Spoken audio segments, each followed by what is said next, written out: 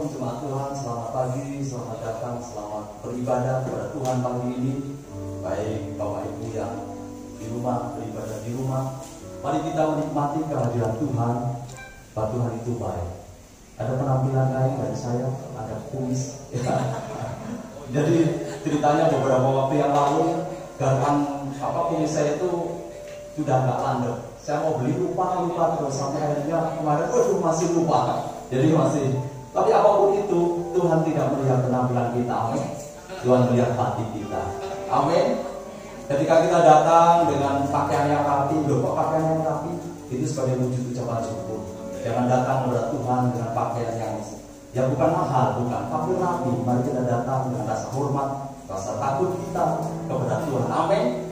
Haleluya. Mari kita sembah Tuhan kita. Tuhan yang suka disembah dengan hati kita, lebih suka kalau hati kita benar-benar menyembah Tuhan. Tuhan menyukai penyembahan kita. Haleluya. Terima kasih Tuhan. Di persembahan hati kami Tuhan menyembah Tuhan. Ku sembahkan Allah kuasa, Kau yang kemuliaan. Ya seperti itu, tiada seperti-Mu Tuhan. Ku sembahkan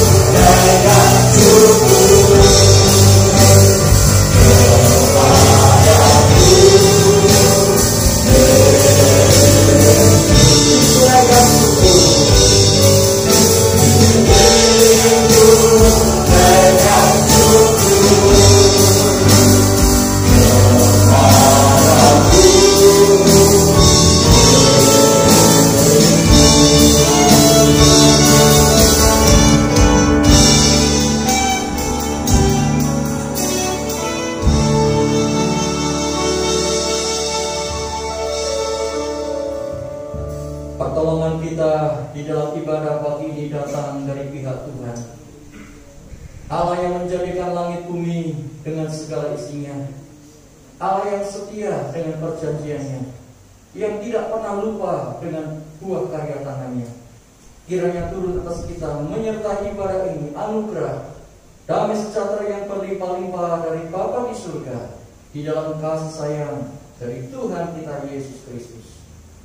Hati kami melimpah dengan syukur karena pagi ini Tuhan kembali mempersatukan kami untuk kami bersama-sama menikmati kehadiran Tuhan.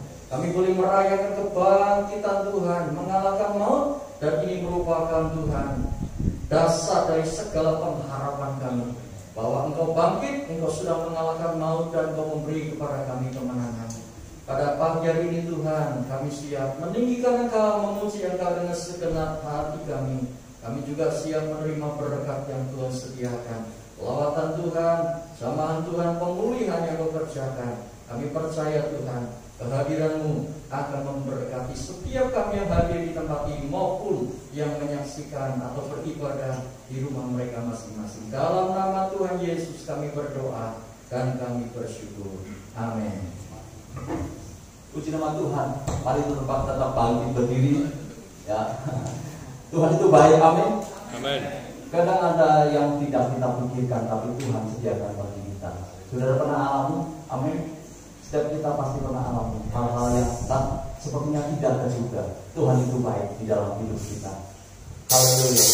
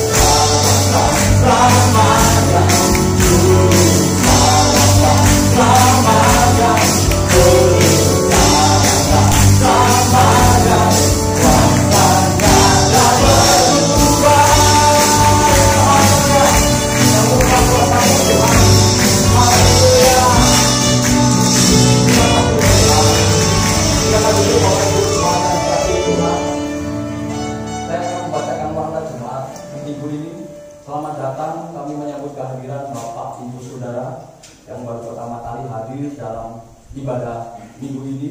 Harapan kami kiranya dapat terus setia dan bisa bertumbuh bersama-sama dengan kami di dalam keluarga besar Dia Purworejo. Ada yang baru datang? Belum ada ya? Berita lain telah dipanggil ke rumah Bapa di surga, Bapak Diki Lato Mayenisa, pada hari Jumat 28 Mei 2021 dan telah dimakamkan pada hari Sabtu 29 Mei 2021 di pemakaman Kerkop. Kami segera jemaat turut berbela rasa kiranya Tuhan memberi penghiburan dan kekuatan kepada keluarga yang ditinggalkan. Warta jemaat Minggu 30 Mei 2021. Petugas ibadah raya minggu depan, minggu pagi tanggal 6 Juni pada pukul 7, WL-nya Bapak Cek, sehingga Ibu Yanto dan Ibu Siska, penyambut jemaat Bapak Ibu Siswoyo, LCD Ibu Anita, petugas perjamuan Bapak Jaka, Bapak Suryo, dan Bapak Amos. Firman Tuhan Bapak Pendeta Budi Suhartono, tema berbagi kehidupan. Untuk petugas ibadah sore, WL-nya Bapak Rudi Ferdian, singernya Saudara Ivena dan Saudara Jessica, penyambut jemaat Bapak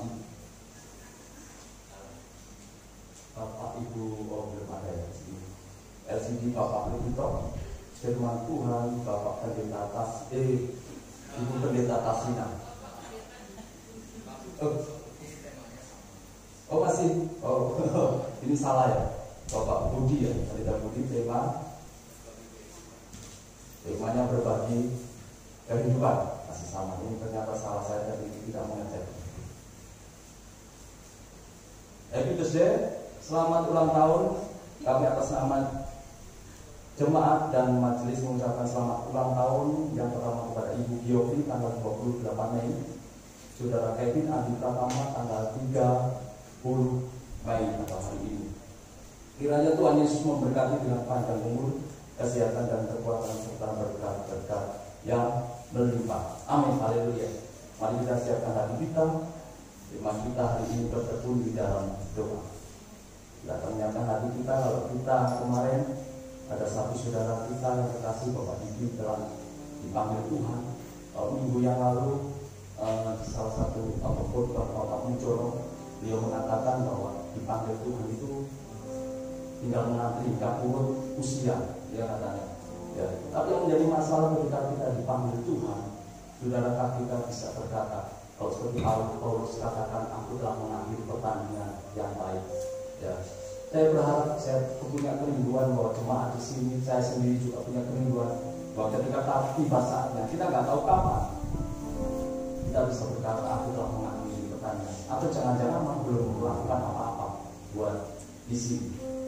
Seperti tema kita bertekun di dalam doa. Ketika kita bertekun di dalam doa, kita mendoakan, itu adalah suatu pertandingan bagi kita juga sebenarnya. Ketika kita melakukan hal itu dengan sungguh-sungguh dan berkenan kepada Tuhan. Haleluya. Mari kita datang kepada Tuhan, bahwa Tuhanlah jawaban dari doa-doa kita.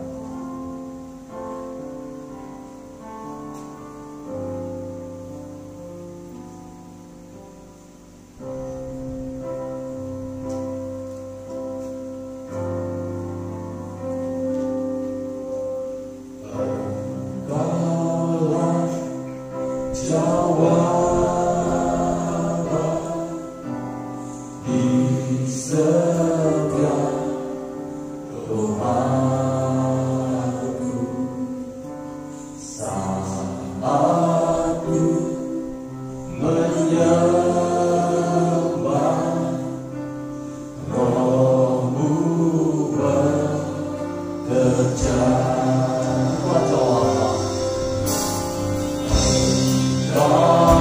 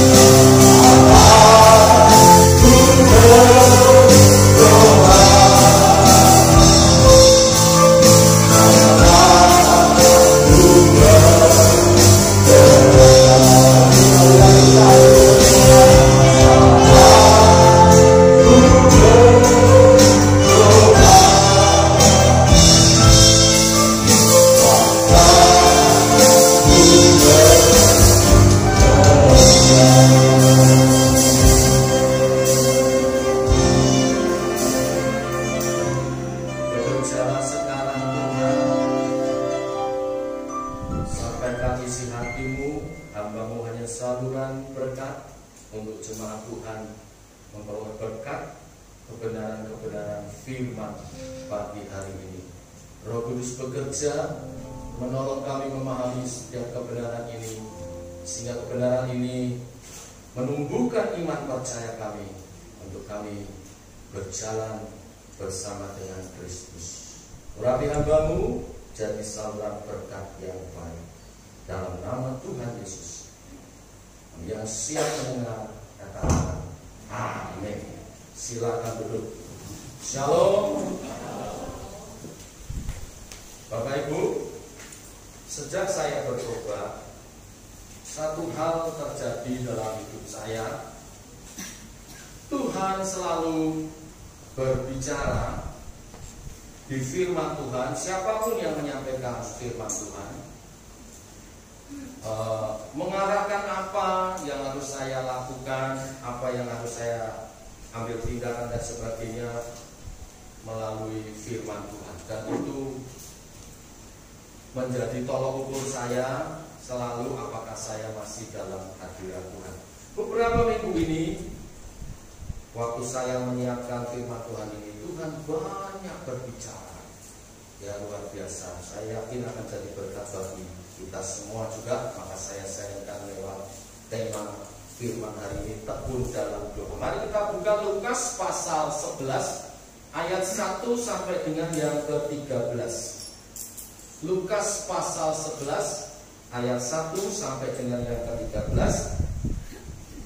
Kita akan baca bergantian, Bapak Ibu. Saya ayat 1, Bapak Ibu ayat 2, bergantian sampai ayat yang ke-13. Kalau sudah dapat, saya baca lebih dulu ayat 1. Pada suatu kali, Yesus sedang berdoa di salah satu tempat. Ketika ia berhenti berdoa, berkatalah seorang dari murid-muridnya kepadanya, "Tuhan, ajarlah kami berdoa sama seperti yang diajarkan Yohanes kepada murid-muridnya." Dan jawab mereka, "Apabila kamu berdoa, katakanlah, Bapa, dikuduskan nama-Mu, datanglah kerajaan-Mu. Berikanlah kami setiap hari makanan kami yang secukupnya, dan ampunilah kami akan dosa kami, sebab kami pun mengampuni setiap orang yang bersalah kepada kami, dan jangan membawa kami ke dalam pencobaan." Lalu katanya kepada mereka, "Jika seorang di antara kamu pada tengah malam pergi ke rumah seorang sahabatnya dan berkata kepadanya, 'Saudara, pinjamkanlah kepadaku 3 roti, sebab seorang sahabatku yang sedang berada dalam perjalanan singgah ke rumahku, dan aku tidak mempunyai apa-apa untuk pinjamkan kepadanya.' Masakah ia yang di dalam rumah itu akan menjawab, 'Jangan mengganggu aku, pintu sudah tertutup, dan aku serta anak-anakku sudah tidur. Aku tidak dapat bangun dan memberikannya kepada saudara.' Aku berkata kepadamu, sekalipun ia tidak mau bangun dan memberikannya kepadanya, karena orang itu adalah sahabatnya, namun karena sikapnya yang tidak mau itu, ia akan bangun juga dan memberikan kepadanya apa yang diperlukan. Oleh karena itu aku berkata kepadamu, mintalah, maka akan diberikan kepadamu. Carilah, maka kamu akan mendapat. Ketoklah, maka pintu akan dibukakan bagimu. Karena setiap orang yang meminta menerima, dan setiap orang yang mencari mendapat, dan setiap orang yang mengetuk baginya pintu dibukakan. Bapa manakah di antara kamu jika anaknya minta ikan daripadanya akan memberikan ular kepada anaknya itu ganti ikan? Atau jika ia minta telur akan memberikan kepadanya pala jagung? Jadi jika kamu yang jahat tahu memberi pemberian yang baik kepada anak-anakmu, apalagi Bapamu yang di surga, Dia akan memberikan Roh Kudus kepada mereka yang meminta kepadanya. Amin. Bapak Ibu, perikop ini bicara tentang hal berdoa. Kembali ke slide-nya.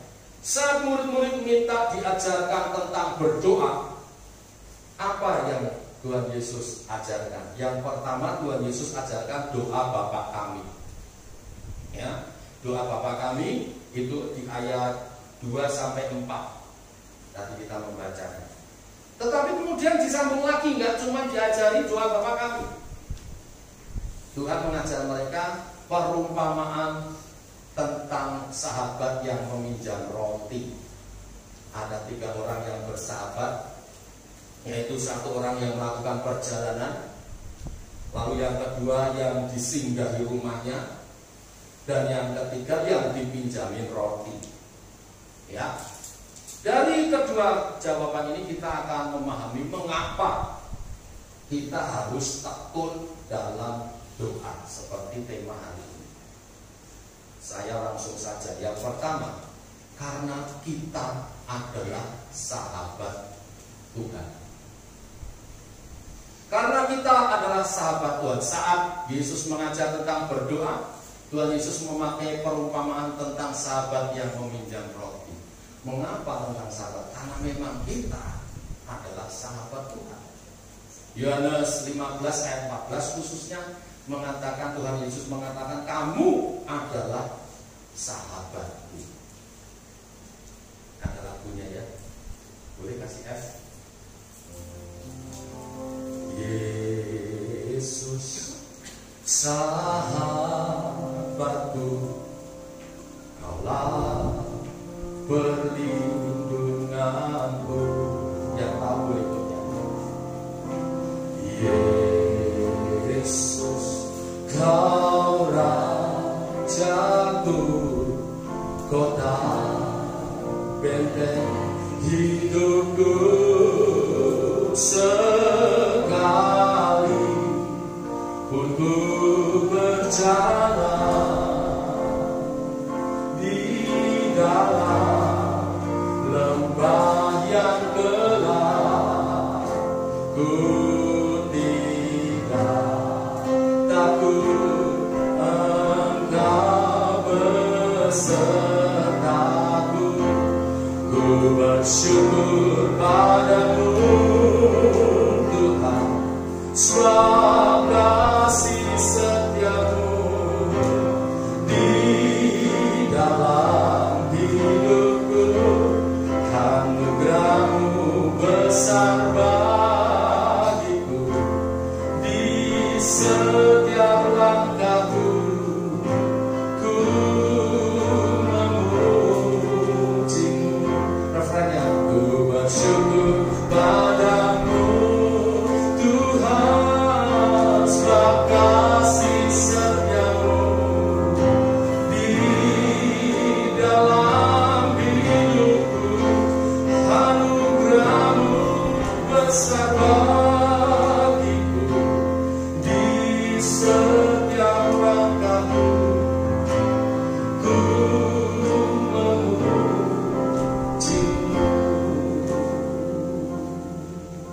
Haleluya. Saudara bangga enggak jadi sahabatnya Tuhan? Orang bangga itu amin. Orang kok kayak malu-malu mengakui itu. Saudara bangga enggak jadi sahabatnya Tuhan? Wah, itu ya. Tetapi sebuah persahabatan itu adalah sebuah proses menjalin hubungan timbal balik. Kalau kita baca dari ayat 13 Yohanes pasal 15, Yesus mengasihi kita, memberikan nyawanya bagi kita. Itu yang dilakukan dia untuk menjalin persahabatan dengan kita. Dia memberikan nyawanya bagi kita. Di ayat 14 dia berkata, kamu adalah sahabatku jikalau kamu menuruti perintahku. Kalau kita ingin jadi sahabat Tuhan, Tuhan memberikan dirinya bagi kita, kita harus menuruti perintahnya. Dan hasilnya ayat 15 dikatakan Yesus membukakan, memberitahukan hal-hal yang rahasia yang tidak semua orang tahu, hanya sahabatnya. Hasilnya apa? Sebuah hubungan keterbukaan. Kita harus tekun berdoa, karena seorang sahabat itu, persahabatan itu adalah hasil sebuah hubungan, komunikasi yang intens, terus menerus. Kita harus tekun dalam doa, karena kita mesti membangun hubungan dengan sahabat kita. Doa adalah komunikasi kita dengan Tuhan sahabat kita. Amin. Oh ya enggak, yang enggak menjalin, yang enggak membangun hubungan, yang memang susah ngomong amin. Ya, setidaknya setelah khotbah ini kita mulai membangun hubungan, ya. Tuhan sudah melakukan bagiannya, bagian kita menaati perintahnya dan membangun hubungan. Amsal 17 ayat 17 mengatakan seorang sahabat menaruh kasih setiap waktu, menjadi saudara dalam kesukaran. Ya, kalau kita mengasihi Tuhan, maka kita memberi waktu kita. Sama dong, suami istri kan begitu, ya kan? Kalau istri merasa suami sudah kurang mengasihi, biasanya karena apa? Karena waktu bojone, mulai sibuk sendiri, ya, mulai surat sayang. Nopo di waktu sibuk diri terus, ya toh?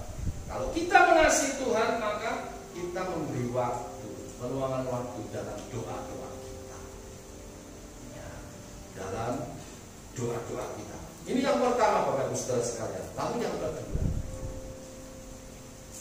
mengapa kita harus tekun dalam doa? Karena sahabat itu saling bersyafaat. Sahabat itu saling bersyafaat. Perhatikan tadi perumpamaannya. Orang yang meminjam roti ini bukan meminjam untuk dirinya sendiri, betul tidak? Dia meminjam roti kepada sahabatnya karena apa? Sahabatnya yang lain datang singgah ke rumahnya dalam perjalanan. Saya mau ceritakan sedikit tentang latar belakang budaya Yesus memakai perumpamaan ini. Orang Yahudi itu terkenal ramah tamah dan sopan santunnya dalam bersahabat, dalam berkawan. Ya, kalau sudah berkawan sesama Yahudi itu tidak hitung-hitungan. Yang betul itu seperti itu. Tapi kita sering dikacaukan dengan cerita-cerita dunia yang politik sedikit itu, yang dikatakan orang Yahudi itu politik meditnya saat paling segala macam, itu tidak betul. Tetapi dalam budaya Yahudi, mereka justru sangat memperhatikan yang namanya etika pergaulan. Kalau ada saudaranya, temannya, sesama Yahudi terutamanya, singgah ke rumahnya, itu wajib menghidangkan makanan. Wajib hukumnya. Kalau tidak menghidangkan makanan itu dianggap bukan saudara. Nah, budaya ini lah yang mewakili, yang mewarnai perumpamaan ini. Lalu biasanya orang Yahudi itu mengadakan perjalanan, itu mulai perjalanan, saat perjalanan kalau mau ke luar kota atau ke kota yang jauh, mereka selalu mengadakan perjalanan itu di sore hari. Karena biasa jalan kaki atau naik keledai atau bawa keledai, ya, itu menghindari terik matahari. Jalannya sore sampai tengah malam. Lalu di tengah malam itu dia sampai di kota mana, dia singgah.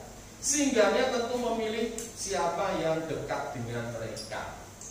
Jadi biasanya sampai di satu kota berikutnya tengah malam dan perbekalan sudah habis. Karena roti orang Yahudi itu biasa bikin roti sehari per sehari, daily bread, ya, hari per sehari. Sehari habis, sehari nggak ada lagi. Nah, wajib bagi yang disinggahi itu menyediakan roti. Ya, kita melihat di sini. Nah, satu lagi latar belakangnya. Kenapa kok dikatakan waktu dibilang kepada temannya, saya mau pinjam roti, pinjamkan 3. Pintu sudah tertutup. Jangan ganggu aku. Sempat seperti itu. Kenapa? Karena yang umum. Itu biasanya rumahnya cuma satu kotak, satu petak, tidak banyak ruangan, dan ruangannya itu dibikin berundak seperti ini. Yang undak yang bawah itu paling depan, depannya pintu. Lalu agak tinggi sedikit, mungkin sekitar 1 meter, lebih luas. Itulah tempat mereka, keluarga dan semuanya tidur. Nah yang bawah itu biasanya untuk ternak kalau malam. Jadi kalau siang pagi ternak tidak pernah ada di dalam rumah. Pagi-pagi semua ternak dikeluarkan di padang rumput, ya. Lalu rumah itu dibersihkan. Jadi walaupun tidur campur ternak, mereka bersih. Tapi ketika malam itu ternak dimasukkan semua, pintu ditutup. Saudara bayangkan betapa repotnya kalau mau keluar buka lagi. Ya, karena depan rumah, depan itu di dalam itu depan banyak ternak. Makanya jangan ganggu. Biasanya kalau sudah tertutup, ya tunggu besok pagi. Tapi karena sahabat dibukakan. Semua ini bicara persahabatan. Orang yang minta roti bukan untuk dirinya sendiri, untuk sahabatnya yang datang. Sahabat yang membukakan pintu memberi roti juga berkorban. Saudara lihat di sini apa prinsipnya? Kita mesti tetap berdoa. Walaupun kita dalam keadaan baik, kita tidak kekurangan roti, kita semua dalam keadaan baik-baik, tetap harus berdoa. Mengapa? Sebab mungkin sahabat-sahabat kita butuh pertolongan, butuh dukungan dalam doa dari kita. Ya, ini diajarkan kepada kita hal berdoa itu ternyata berhubungan juga dengan orang lain. Tetap berdoa walaupun kita dalam keadaan yang serba baik. Kita berdoa untuk saudara-saudara yang membutuhkan pertolongan. Galatia 6 ayat 2 mengatakan bertolong-tolonglah menanggung beban, demikian kamu memenuhi hukum Kristus. Jadi ada program doa pagi, ada program doa siang, ada program doa malam.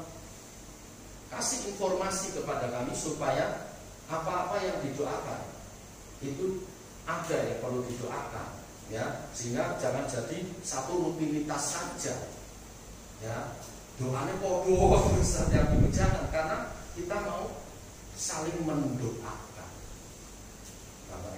Nah, oleh sebab itulah kita terus saling mendoakan.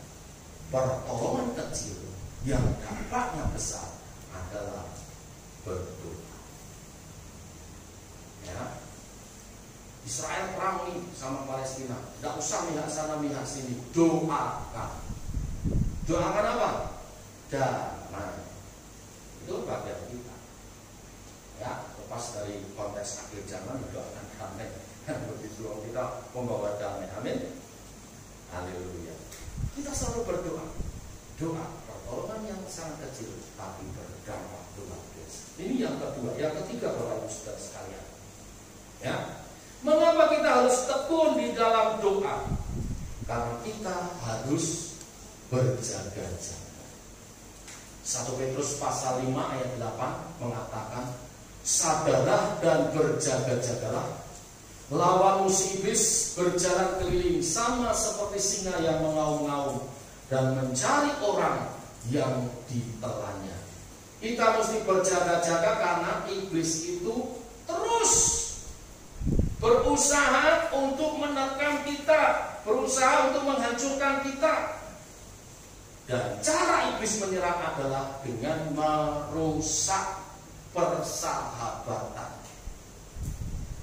1, persahabatan kita dengan Tuhan. 2, persahabatan kita dengan sesama. Iblis merusak persahabatan dengan Tuhan dengan cara bagaimana? Hubungan dengan Tuhan otomatis rusak kalau kita hidup dalam dosa. Makanya di ayat 4 tadi dikatakan, Tuhan ajar kami berdoa. Berdoalah, ampunilah kami akan dosa kami. Maka kita berdoa selalu memperbaharui persahabatan kita dengan Tuhan. Dengan apa? Jangan lupa minta ampun. Begitu saudara minta ampun kepada Tuhan, dosamu diampuni. Amin. Saudara yakin ini? Doa ini harus dilakukan setiap hari, karena kita nggak luput dari namanya dosa. Dosa apapun, ya. Seringkali kita memandang dosa ini lebih berat, dosa ini lebih ringan. Tidak ada, semua dosa ya dosa.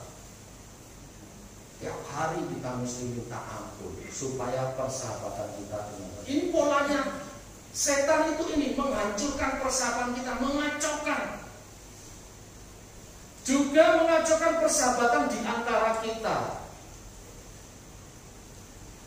Makanya kita perlu berdoa seperti kami mengampuni orang yang bersalah kepada kami. Saudara berdoa minta ampun sama Tuhan, saudara juga harus berdoa mengampuni orang lain. Kita harus saling mengampuni. Ini kesempatan yang baik. Jangan dikacau balokkan. Ini cara kerja iblis mengacau balokkan kita, merusak hubungan kita sama Tuhan, merusak hubungan kita dengan sesama. Hamba Tuhan bukan musuhmu. Hamba Tuhan, jemaat bukan musuhmu. Jangan saling memusuhi, jangan saling berselisih. Sesama hamba Tuhan bukan musuh, rekan sekerja. Tapi seringkali kita dicobai oleh iblis. Makanya doa Bapa kami mengajar kita jangan bawa kami ke dalam pencobaan. Kita dicobai dengan apa? Dibumbungkan egonya sehingga gampang tersinggung, lalu dendam, jengkel, dan berusaha saling menjatuhkan, saling menjelekkan satu dengan yang lain. Siapa yang tidak salah di sini? Siapa yang tidak berdosa? Paulus berkata, semua orang berdosa, aku paling berdosa. Rasul Paulus loh.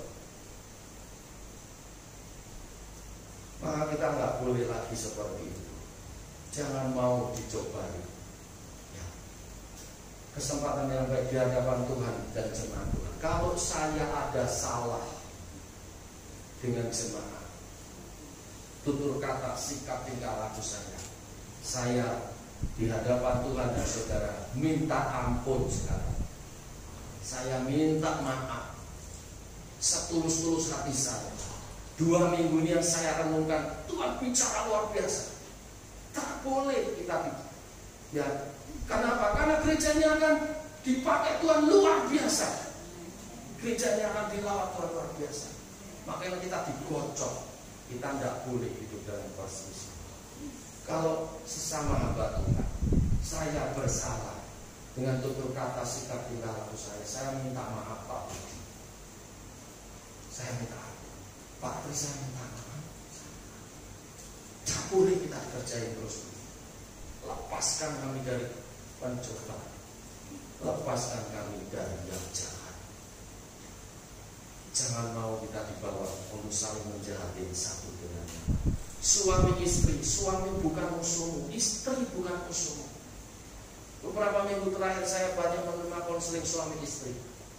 Ya, suami istri itu kan tadinya harus berkasih-kasihan toh, ya kan? Waktu ketemu, wah cinta mula-mula indah luar biasa, tetapi kemudian berselisih satu dengan yang lain.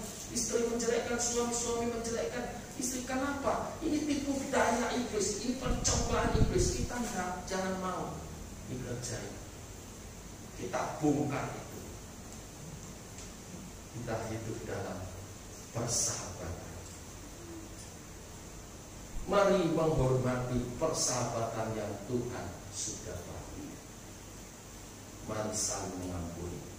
Orang yang dalam perjalanan singgah karena menghargai ada sahabatnya di kota itu. Ya, dia lewat kota itu.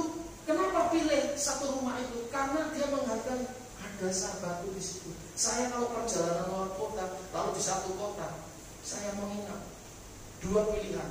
Jangan ada yang tahu, atau ya kasih tahu teman, karena kalau tahu kami ada di kota itu nggak mampir, nesu, wah itu orang anggap. dalam perjalanan ini singgah, nggak ngerepotin itu. Itu menjalin persahabatan. Persahabatan itu harus dibangun.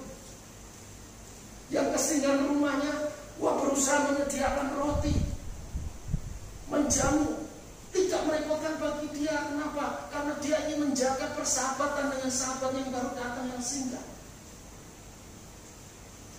Lalu orang yang sudah enak tidur dengan keluarganya digedor-gedor, dia harus keluar, aku nggak enak, yang tidurin kambing domba nopo toh, bilang roti yang itu, sobat betul nih, iya, tetap diakuinya diberi. Kenapa? Menghargai persahabatan.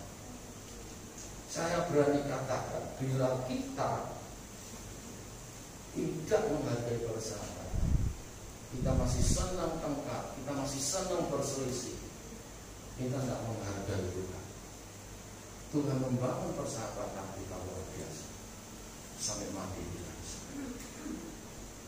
Mari kita juga nyatakan dalam kebersamaan kita, tidak ada yang sempurna, tetapi yang berkenan adalah mereka yang mau bertobat dan menghidupi pertobatan itu di kemudian hari. Mari kita support setiap kita sahabat kita untuk hidup lebih baik, bukan untuk dihancurkan. Yang terakhir, Bapak Ibu Saudara sekalian, apa yang kita harus doakan? Tekun dalam doa terus yang didoakan di apa? Dari ayat 9 sampai ayat 13. Saya tutup sekali lagi. Oleh karena itu aku berkata kepadamu, mintalah maka diberikan kepadamu, carilah maka kamu akan mendapat, ketuklah maka pintu akan dibukakan bagimu. Artinya bercari, doakan setiap saat, terus menerus. Karena setiap orang yang meminta menerima, dan setiap orang yang mencari mendapat, dan setiap orang yang mengetuk baginya pintu dibuka. Tuhan pasti akan memberikan apa yang kita doakan. Lalu apa yang kita doakan? Bapak, manakah di antara kamu jika orang anaknya minta ikan, daripadanya akan memberikan ular kepadanya? Anaknya itu ganti ikan, atau jika ia minta telur akan memberikan kepadanya karat cetim. Jadi jika kamu yang jatuh memberi pemberian yang baik kepada anak-anakmu, apalagi Bapakmu yang di surga, Ia akan memberikan Roh Kudus kepada mereka yang meminta kepadanya. Kok sepertinya tidak nyambung? Ya, yang diminta hal-hal jasmania. Artinya apa? Apa yang kita harus doakan? Boleh minta hal-hal jasmania, boleh. Dan itu ini dicatat juga dalam Markus, dalam Matius, ya. Itu ada ditambahin roti. Jadi ada roti, ada telur, ada ikan. Itu makanan pokok orang Yahudi. Roti plus ikan. Makanya Yesus makan roti dan ikan. Kalau tidak ada ikan, ganti telur. Ya, ini boleh kita doakan setiap hari sebagai bentuk penyerahan kita kepada Tuhan, sebagai bentuk pernyataan bahwa segala berkat hari demi hari datangnya dari Tuhan. Kita mengucap syukur atasnya. Tetapi yang menarik di akhir dikatakan, Bapak mana yang tidak akan memberi? Dia akan memberi kita Roh Kudus. Dan Roh Kudus ini adalah pemberian yang terbaik. Kemarin kita melewati hari Pentakosta. Jangan lewat begitu saja. Minta Roh Kudus. Roh Kudus akan menjaga persahabatan kita dengan Tuhan dan sesama. Dengan Tuhan, karena Roh Kudus akan memimpin kita dalam hidup, dalam roh, dalam kebenaran dan kekudusan. Maka kekudusan kita akan dijaga sehingga hubungan kita dengan Tuhan baik. Terus komunikasi dengan Roh Kudus. Ya, minta dipenuhkan dengan Roh Kudus. Roh Kudus juga akan berkarya dalam diri kita, menumbuhkan buah roh, karakter ilahi yang disukai semua orang. Dikatakan tidak ada hukum yang menentang. Galatia 5 ayat 22-23. Kasih, sukacita, damai sejahtera, kesabaran, kemurahan, kebaikan, kesetiaan, kelemah lembutan, dan penguasaan diri. Kalau ini limpah, hubungan kita pasti baik. Kenapa sering terjadi perselisihan? Karena tidak penuh Roh Kudus. Ada Roh Kudus tapi tidak penuh. Tidak semua penuh Roh Kudus. Harapkan ini terus. Mintakan Tuhan, Roh Kudus akan terus memelihara persahabatan. Kesempatan yang baik saya sudah pagi hari ini kita berdoa minta Roh Kudus. dan kesempatan yang baik kita memperbaharui hubungan kita satu dengan yang lain. Buang segala perselisihan. Saya minta maaf bukan seremonial. Saya benar-benar minta maaf dan minta ampun. Saya tidak mau jadi musuh saudara. Musuh kita mau satu, iblis. Ya, jangan mau kita diadu-adu. Setiap kita harus membangun persahabatan satu dengan yang lain. Tuhan memberkati hari ini. Mari kita datang pada Tuhan, kita sembah Tuhan. Ya Roh Kudus, Ya Roh Kudus, berhembuslah di tempat ini.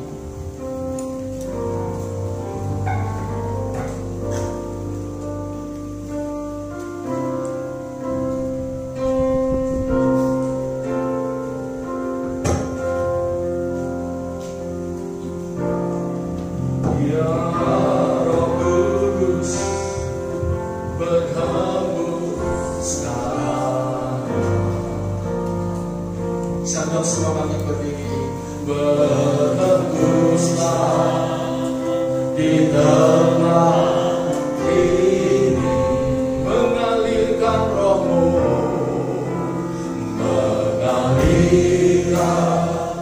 roh-Mu, membawa kuasa-Mu, ya Roh Kudus, hadir di sini, ya Roh Kudus, ya Roh Kudus,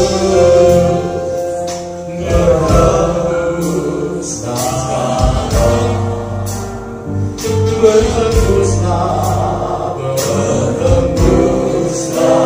di tempat ini,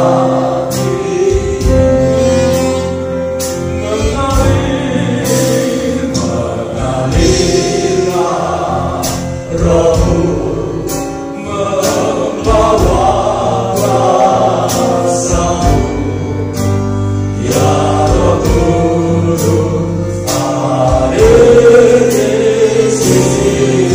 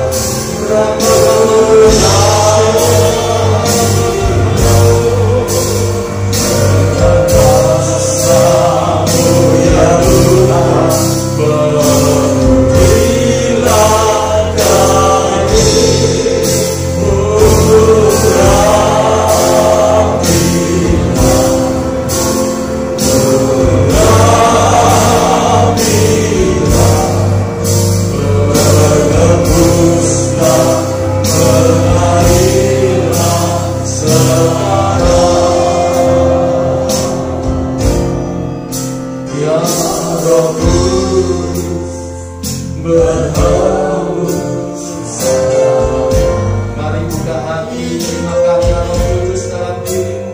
Ini kesempatan yang baik kita menghormati Tuhan, mencari persahabatan kita, pulihkan persahabatan yang rusak, pulihkan Tuhan. Mengalir roh, membawa kuasa, ya Roh Kudus.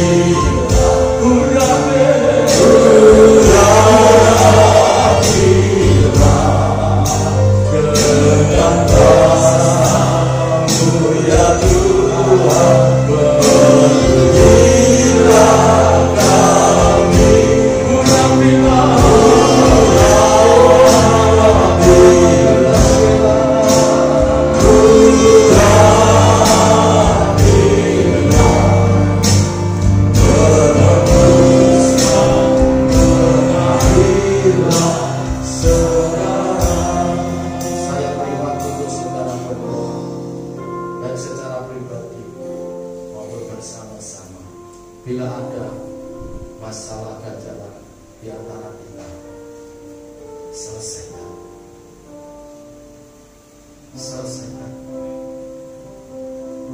Ini waktu yang baik Tuhan hadir di tengah kita. Tuhan ingin memperbaiki persahabatan kita. Selesaikan persahabatanmu dengan Tuhan. Jangan terus berbuat dosa, menyakiti hati Tuhan dan sesama dengan dosa-dosa. Tuhan mau kita perbaiki persahabatan kita. Di antara kita juga saling memberi pengampun. Ampunilah kami Tuhan seperti kami mengampuni orang yang bersalah kepada kami. Mari kita saling terbuka. Jangan mau terus di bawah pencobaan dan kuasa sejarah. Saya nyanyikan ini, saudara berdoa.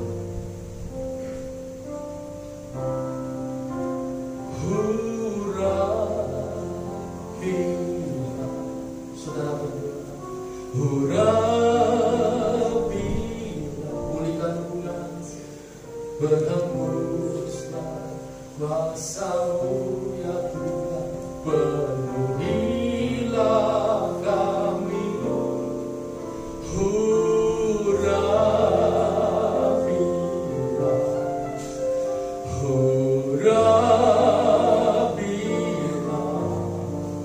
Berhembuslah, mengalirlah sekarang. Mari pulihkan Tuhan.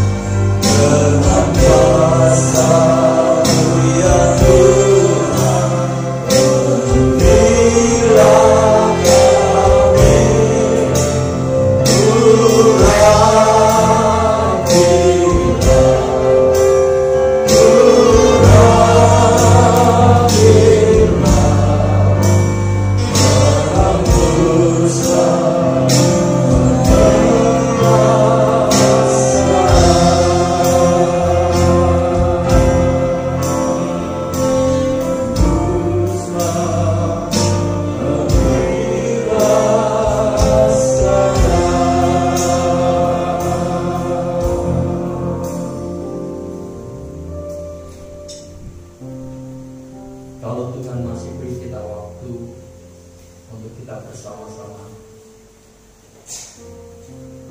Tuhan mempersatukan kita dalam sebuah rancangan yang besar. Ya, kita mau serahkan diri kita kepada Tuhan. Kita mau fokus ke depan apa yang Tuhan sudah rancangkan bagi kita. Mari kita berlari-lari. Seperti Paulus mengatakan, aku melupakan apa yang ada di belakangku, dan aku mengarahkan diri kepada apa yang ada di depan. Hidup kita tidak lama di bumi ini. Kita tidak punya waktu yang lama di bumi ini. Kita berpacu dengan waktu. Dan mari kita gunakan waktu yang ada untuk kita semakin bertekun dalam doa. Doa pribadi kita dengan Tuhan. Doa bersama. Karena dengan doa ada kekuatan yang luar biasa yang Tuhan berikan pada kita. Bapa, kami bersyukur buat pagi hari ini. Kami boleh diingatkan melalui kebenaran firman-Mu yang mengingatkan supaya kami bertekun dalam doa. Karena kalau kami melihat tanda-tanda dunia ini, kami tahu Tuhan bahwa tidak akan lama lagi. Sekalipun kami tidak tahu persis tanggal dan waktunya, tapi tanda-tanda itu sudah menunjukkan bahwa Engkau datang kembali tidak akan lama lagi. Kami punya waktu juga tidak banyak, dan kami mau Tuhan menyelesaikan setiap tanggung jawab yang Kau masih berikan kepada kami dengan sebaik-baiknya. Kami mau Tuhan menjadi seorang pelayan, seorang hamba, seorang hati yang dipenuhi dengan hati hamba Tuhan, sehingga kami sungguh-sungguh dapat melayani Engkau dengan sebaik-baiknya. Hanya Engkau yang disenangkan, itulah kerinduan kami. Hanya Engkau Tuhan yang disukakan, itulah tujuan kami. Karena Engkau sendiri sudah memberi kepada kami sebuah teladan yang sempurna. Bagaimana Engkau tidak menganggap dirimu sebagai kesetaraan dengan Allah, sebagai milik yang harus dipertahankan. Engkau mengosongkan dirimu dan Engkau mengambil rupa seorang hamba. Siapa kami ini Tuhan? Kami tidak lebih daripada debu. Kalau Tuhan mau memanggil kami dan memilih kami, itu anugerah yang luar biasa. Dan kami mau gunakan setiap kesempatan yang ada ini untuk menjadi berkat ya Tuhan. Saat ini kami berdoa, biarlah lewat setiap kami yang Tuhan sudah satukan bersama-sama di dalam komunitas ini Tuhan. Kami rindu roh kesatuan itu semakin kuat bekerja di antara kami. Para hamba-hamba-Mu, para pelayan-Mu, dan seluruh sidang jemaat yang ada. Kami mau satu karena kami adalah tubuh-Mu ya Tuhan. Dan kami mau Engkau dimuliakan dengan kesatuan ini, karena kuasa Tuhan akan mengalir. Berkat Tuhan akan semakin limpah di dalam kesatuan yang ada. Terima kasih Bapa. Berkati juga ya Tuhan semua yang sudah terlibat dalam pelayanan masa-masa pandemi yang kami boleh lewati, dan kami boleh Tuhan Yesus saat ini bisa berkumpul kembali. Ini merupakan anugerah, dan Tuhan memberi kami kesempatan untuk kami bisa terus bertumbuh di dalam kebersamaan. Berkati semua yang sudah mengupayakan terlibat di dalam pelayanan kemajuan gereja-Mu di tempat ini ya Tuhan. Beri anak-anak sekolah minggu, kami doakan bersama-sama Tuhan. Berkati anak-anak kami Tuhan, berkati anak-anak kami Tuhan. Tumbuhkan Tuhan mereka, iman mereka bertumbuh, rohani mereka semakin kuat, mereka semakin mengenal Tuhan di tengah-tengah dunia yang semakin jahat ini. Kami berdoa bila kiranya Tuhan mereka boleh kembali, bisa aktif kembali pada hari-hari ke depan. Mereka boleh bersama-sama Tuhan bersekutu kembali. Tuhan berkati sekolah minggu, berkati juga remaja yang sudah beribadah beberapa lama. Tuhan pertumbuhannya, Tuhan Yesus kiranya Engkau bekerja untuk mempersiapkan para remaja ini. Tuhan pakai tunas-tunas ini Tuhan untuk menyatakan kemuliaan Tuhan. Terima kasih Bapa. Demikian juga dengan Permata yang juga sudah lama absen, kami berdoa bila kiranya Tuhan sendiri juga yang akan menolong, membukakan kesempatan untuk kami bisa berfellowship, sekalipun mungkin waktunya tidak sering, tetapi kami rindu berfellowship kembali, untuk untuk kami boleh saling mendoakan, kami saling membangun, kami saling menguatkan, kami boleh saling memberkati. Terima kasih Bapa. Kami juga berdoa pada kesempatan yang baik ini Tuhan, untuk keluarga daripada almarhum Bapak Tiki. Tuhan, tuntun keluarga ini, Tuhan pimpin keluarga ini Tuhan, supaya kehidupan mereka semakin dekat dengan Tuhan. Anak-anak yang ada di kota ini maupun di luar kota Tuhan, kami berdoa Tuhan sendiri akan mendekatkan mereka semakin dekat dengan Tuhan. Makasih Bapak. Kami juga berdoa kesempatan yang baik ini Tuhan untuk mereka yang berulang tahun. Kami mengingat untuk Cik Jopli, kami mengingat untuk Kevin Adi Pratama, anak daripada Ibu Lina yang berulang tahun dalam minggu ini. Tuhan, curahkan berkat bagi mereka, lawat mereka, berkati pertumbuhan mereka dengan kekuatan kesehatan, berkati masa depan dan cita-cita mereka dengan pertolongan Tuhan. Engkau menolong dan Tuhan memberkati. Terima kasih Bapak, terima kasih, terpujilah Tuhan. Kami bersyukur, kami juga menyerahkan Tuhan akan pemerintah pusat sampai daerah Tuhan yang terus bekerja dengan keras Tuhan untuk bisa menangani akan krisis ekonomi, untuk bisa memulihkan dalam segala bidang. Beri hikmat kepada pemerintah pusat kami, beri kepada mereka kemampuan, kesanggupan, berkat Tuhan, agar pemerintah kami Tuhan dengan pertolongan Tuhan dapat membawa kesejahteraan rakyat Indonesia. Tidak mudah Tuhan dengan negara yang beribu pulau ini, tapi kami percaya dengan pertolongan Tuhan semua akan dapat kami lewati. Pemimpin-pemimpin bangsa kami akan mampu Tuhan dengan berkat Tuhan. Mereka mampu untuk mengentaskan Tuhan dan memulihkan negeri ini. Terima kasih Bapak, terima kasih.